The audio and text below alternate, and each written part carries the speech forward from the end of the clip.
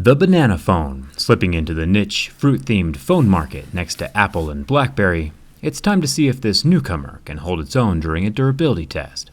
The box says talk more, smile more, and save the gorillas. I wasn't planning on saving any gorillas this morning, but this phone just talked me into it. Let's get started.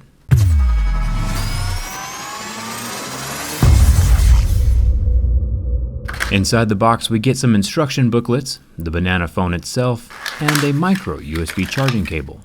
Pretty simple design so far. My banana has 3 buttons and is about the same size as a real banana, which I've included here for scale. Apparently, by buying this phone, 1% of the sales are donated to Gearing Up for Gorillas, an organization working out of the Congo, so that's kinda cool. Grabbing my most pics, there is no screen on this contraption, mostly because it works exclusively through Bluetooth and acts as a wireless Bluetooth headset for your current phone.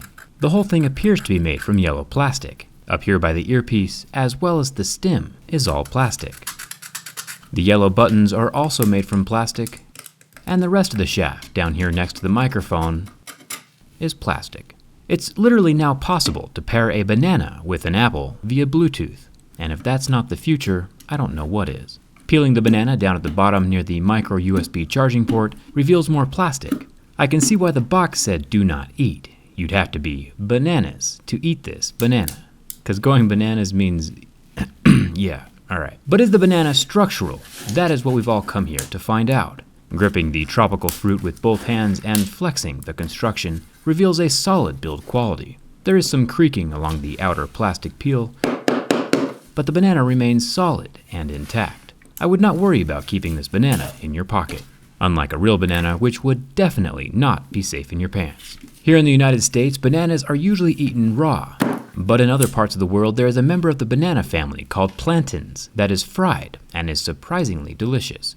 My lighter doesn't cook this banana real good, but I'll include a recipe in the description if you want to make some real plantains for yourself.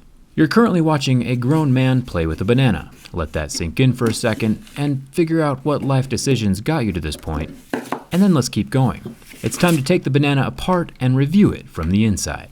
The banana has no visible exterior screws, but does have a nice seam along the outside that allows the banana to peel in half, getting our first look inside. And I'll be honest, there's quite a lot of wasted space in here. There is plenty of room for wireless charging or even a headphone jack. This is not an efficient banana at all. Curious enough though, there are 2 Phillips head screws holding down a large block of solid metal. People generally associate weight with quality. So adding a metal banana core, while decreasing nutritional value, would indeed provide a false sense of quality and substance. Nice little trick there, banana maker. There are 4 screws holding down the motherboard to the banana peel.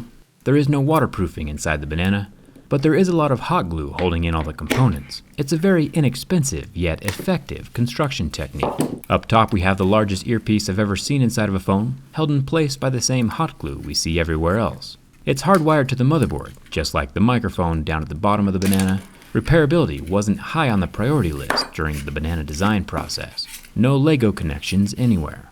I was finally able to pop the charging port out of the device, but not before it snapped in half, rendering my banana unchargeable in the future. But at least we got to see the insides.